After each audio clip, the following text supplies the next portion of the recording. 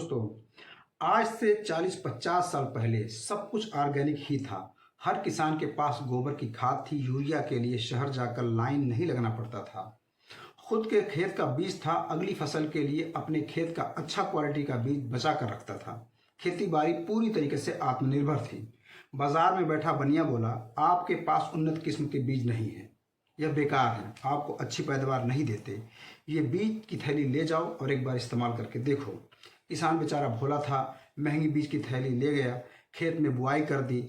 उन बीजों के साथ किसान के खेत में जहरीली विदेशी खरपतवार उग गई। अब खेत में अजनबी घास देखकर किसान फिर बनिए के पास गया।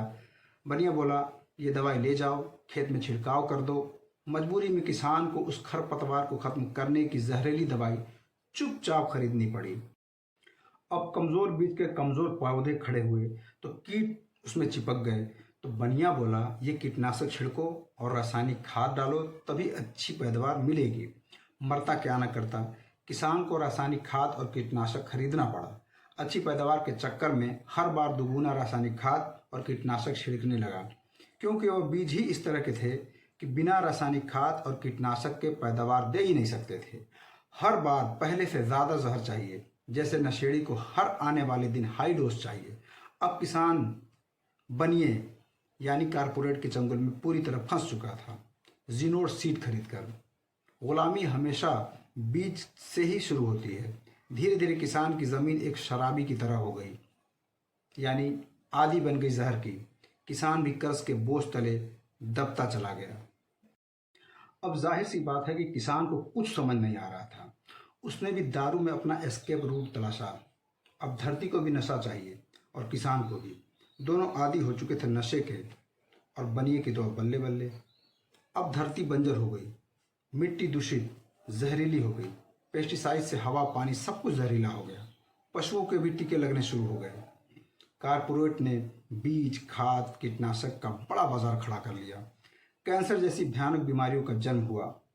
ड्रग्स इंडस्ट्री ने मानव औषधि का बहुत बड़ा बाजार खड़ा कर दिया, क्योंकि रासायनिक खाद से पैदा हुए अन्न ने मानव शरीर को बीमार बना दिया। रोग प्रतिरोधक क्षमता घट गई।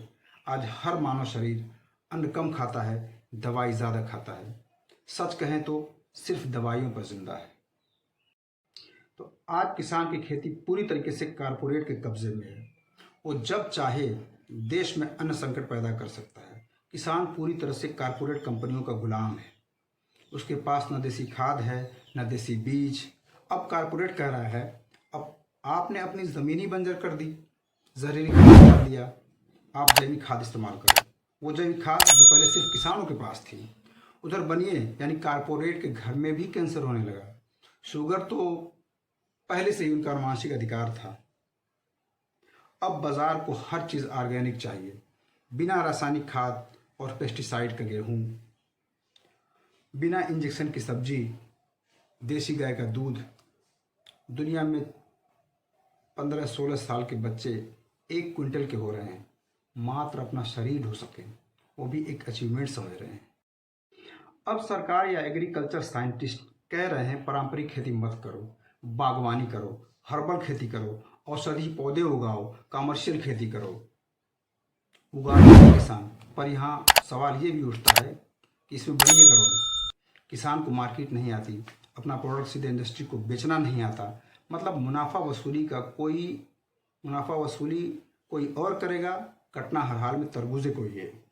सरकार के पास कृषि क्षेत्र के ना तो कोई लॉन्ग टर्म प्लानिंग है, ना विजन है, क्योंकि जो एग्रीकल्चर विशेषज्ञ बने बैठे हैं उन्होंने कभी खेत का मुंह तक नहीं देखा। तो दोस्तों, मैं समझता हूँ कि मेरे द्वारा दी गई जानकारी आपको अच्छी लगी होगी, और अगर आपको ये जानकारी अच्छी लगी तो आप मेरे इस वीडियो को एक लाइक और शेयर ज़रूर करें। Thanks for watching this video.